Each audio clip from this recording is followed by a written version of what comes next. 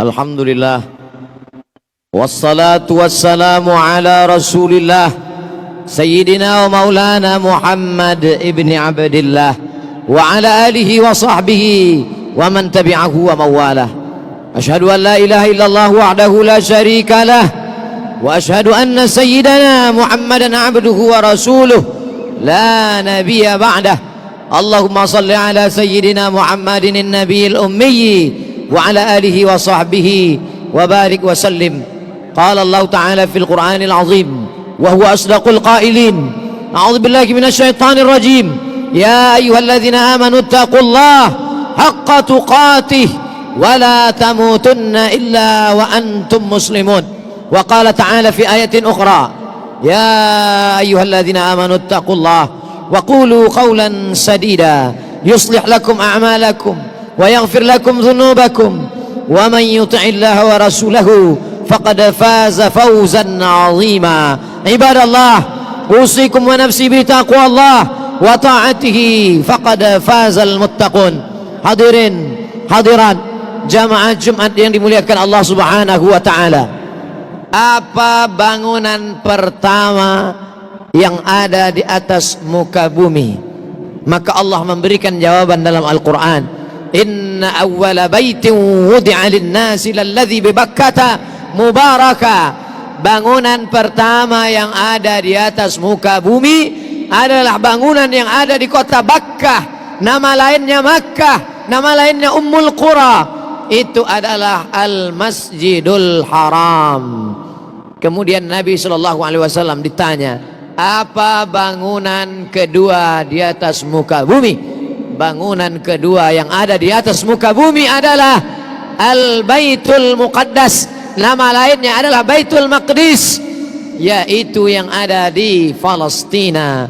Allah berfirman dalam Al-Quran: Subhanalladzi asra bi'abdihi lailan minal masjidil haram, di kota Makkah Al-Mukarramah, ilal masjidil aqsa, yang ada di Palestina. Bangunan pertama masjid, bangunan yang kedua masjid. Kam bainahuma, berapa jarak antara keduanya, antara Masjidil Haram dengan Masjidil Aqsa? Nabi menjawab, arba'una sanah, 40 tahun. 13 tahun lamanya di kota Makkah Al-Mukarramah, Nabi tidak ada membangun masjid.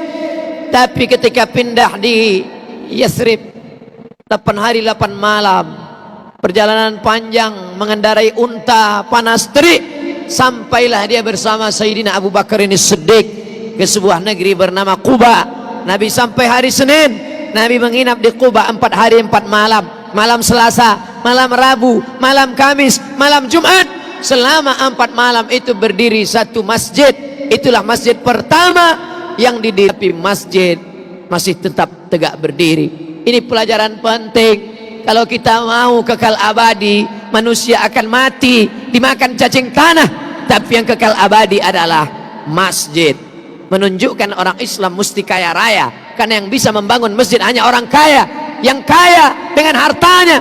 Man bana masjidan, siapa yang membangun masjid, banallah mithlahu baitan fil jannah, maka Allah sudah membangunkan untuknya satu tempat dalam surga. Man bana masjidan, siapa yang membangun masjid dengan hartanya, titik piluh keringatnya, banallah mithlahu baitan fil jannah, dibangunkan untuknya satu tempat dalam surga.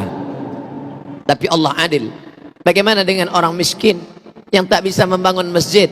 Man shalla itsnatai asyrata raka'ah, siapa yang salat sunat 12 rakaat fil yaumi wal lailah, sehari semalam, siang 12 jam, malam 12 jam, dia laksanakan salat 12 rakaat, 2 rakaat sebelum subuh, 4 rakaat sebelum zuhur, 2 rakaat setelah zuhur, 2 rakaat setelah maghrib, 2 rakaat setelah isya, 12 rakaat salat rawatib qabliyah ba'diyah muakkad setelah salat fardu, sebelum salat fardu. Banallah mithlahu baitan fil jannah, Allah juga membangunkan untuknya satu tempat dalam surga. Manusia mati, meninggalkan dunia, rumah yang besar diwarisi oleh anak-anak, diambil oleh istri, mungkin dia akan menikah dengan laki-laki yang lain.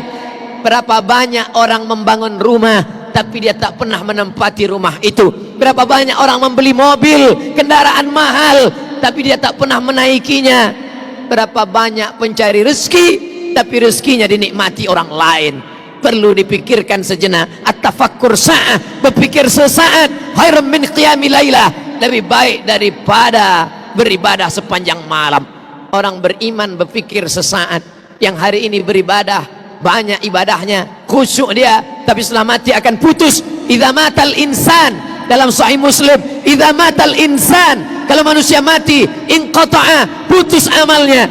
Tapi ada yang tetap mengalir, shadaqatun jariyah, tanah yang pernah dia wakafkan untuk masjid. Yang tak sanggup memberikan tanah, semen, yang tak sanggup berikan semen, batu bata, pasir, kerikil, sekecil apapun kontribusi kita, akan ditunjukkan Allah, faman ya'mal mithqala dzarratin khairan yarah, sebesar biji sawi pun akan ditunjukkan di hadapan Allah Subhanahu wa taala. Yang bisa dengan hartanya, pakai hartamu.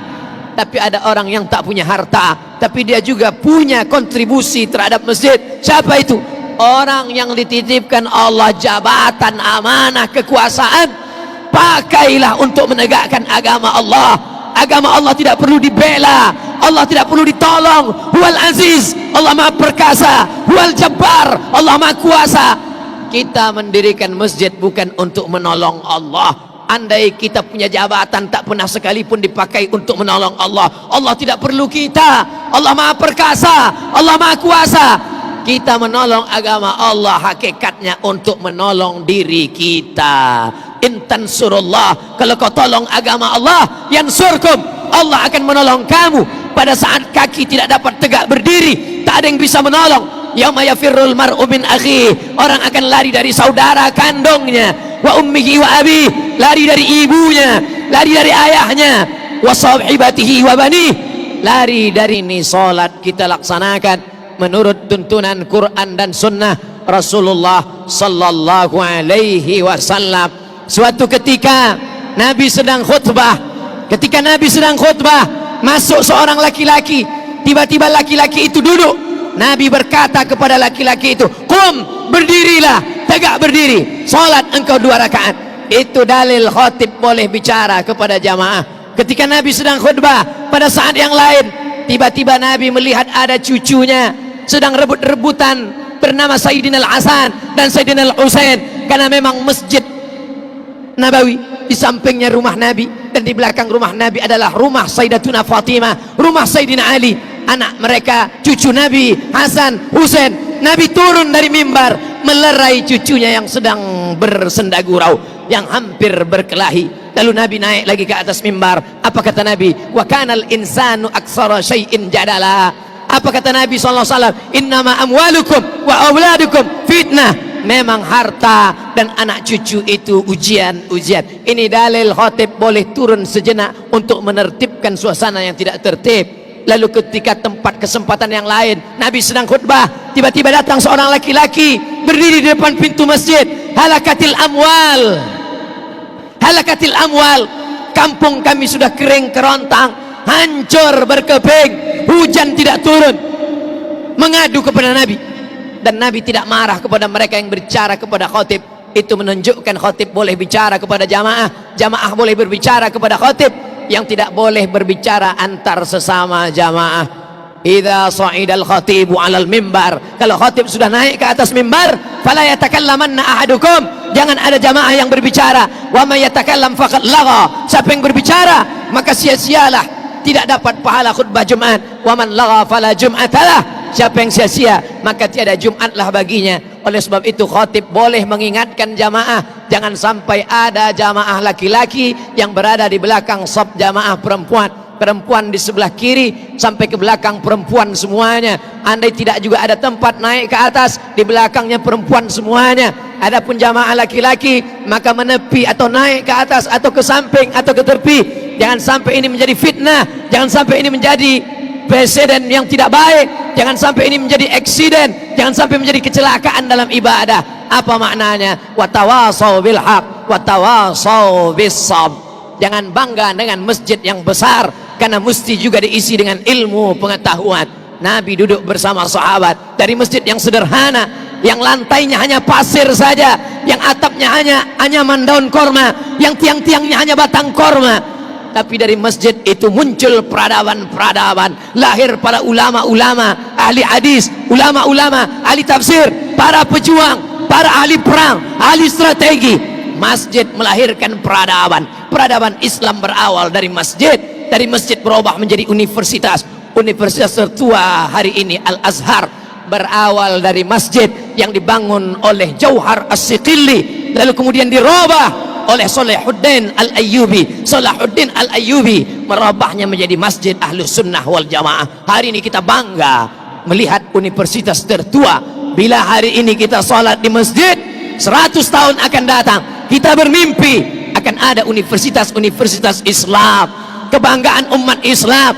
Mereka memajukan Islam bukan dengan kekerasan, bukan dengan senjata, bukan dengan memancung kepala orang, memajukan Islam dengan ilmu pengetahuan. Peradaban Islam berawal dari masjid. Jamaah Jumat yang dimuliakan Allah Subhanahu wa taala, kalau bisa kita wujudkan ini ke depan, maka siapa yang hidup hari ini akan bangga di hadapan Allah Subhanahu wa taala. Masjid Nabawi tegak berdiri 1441 tahun lamanya, tapi sampai hari ini siapa yang mewakafkan tanahnya dulu? Siapa yang menegakkannya bersama Nabi? Siapa yang ikutnya oleh Allah? Hai mayat, hai jenazah, kalau kau diberi kesempatan hidup, mau apa? Mereka berkata, laula aqartani ila ajalin qarib, kalau kau beri aku umur, kalau kau beri aku kesempatan hidup sekejap saja, fa as-saddaqa, aku mau bersedekah, aku mau berwakaf tanah, aku mau membangun masjid, wa akum minas salihin, aku ingin menjadi orang yang soleh. Tapi saat itu penyesalan tak lagi bermakna. Sampai masanya mata melihat azab Allah, telinga mendengar teriakan orang dalam neraka. Saat itu orang penghuni neraka berkata, Rabbana, ya Allah, absarna, mata kami sudah melihat azab, wa sami'na, telinga kami sudah mendengar teriakan azab, farji'na, balikkan lagi kami ke dunia, na'mal salihah, kami ingin beramal saleh. Apalah daya, penyesalan tak lagi bermakna, air mata darah tak dapat menebus kehidupan. Ketika ajal masih jauh, ketika umur masih panjang, ketika ruh masih bersemayam dalam jasad, bersedekahlah, gunakan harta, gunakan kuasa menolong agama Allah, sampai akhirnya mati tiba, baik karena penyakit, kecelakaan lalu lintas, atau memang ajal sudah sampai. Semua hanya kata manusia. Mengapa dia mati? Kena penyakit. Mengapa dia mati? Kecelakaan. Kenapa dia mati? Pesawatnya meledak. Kenapa dia mati? Karena tenggelam. Itu hanya takdir Allah. Tapi yang paling penting adalah apa yang akan kita bawa setelah kematian. Barakallahu li wa lakum fil Qur'anil azim, wa nafa'ani wa iyyakum bima fihi minal ayati wadh-dhikril hakim, wa taqabbala minni wa minkum tilawatahu innahu huwal ghafurur rahim. Allahumma salli ala sayyidina Muhammad wa ala ali sayyidina Muhammad.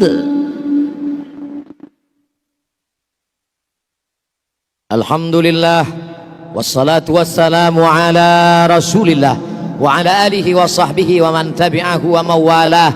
Asyhadu an la ilaha illallah wahdahu la syarika lah, wa asyhadu anna sayyidana Muhammadan abduhu wa rasuluh wa safiyuhu min khalqihi wa khaliluh, addal amanah wa ballagha risalah wa nasaha lil ummah wa tarakana ala al mahajjatil bayda lailuha kanahariha la yazighu anha illa halik. Allahumma salli ala sayyidina Muhammadin nabiyil ummi wa ala alihi wa sahbihi wa barik wa sallim. Qala Allah ta'ala fil Qur'anil azim wa huwa asdaqul qailin. A'udzu billahi minasy syaithanir rajim. Bismillahirrahmanirrahim. Wal 'ashr innal insana lafi khusr illa alladhina amanu wa 'amilus shalihat wa tawasaw bil haqq wa tawasaw bis sabr. Wa qala ta'ala fi ayatin ukhra, innallaha wa malaikatahu yusalluna 'alan nabiy ya ayyuhalladzina amanu sallu alaihi wa sallimu taslima. Allahumma firil muslimina wal muslimat wal mu'minina wal mu'minat al ahya'i minhum wal amwat birahmatika ya arhamar rahimin. اللهم أعز الإسلام والمسلمين واخذل الكفرة والمشركين ودمر أعداءك أعداء الدين. اللهم انصر إخواننا المجاهدين المظلومين في فلسطين وفي روهينيا وفي كل مكان من مشارق الأرض إلى مغاربها يا عزيز يا جبار. إن الله يأمر بالعدل والإحسان وإيتاء ذي القربى وينهى عن الفحشاء والمنكر والبغي يعظكم لعلكم تذكرون. فاذكروا الله العظيم يذكركم واسألوه من فضله يعطكم ولذكر الله أكبر والله يعلم ما تصنعون.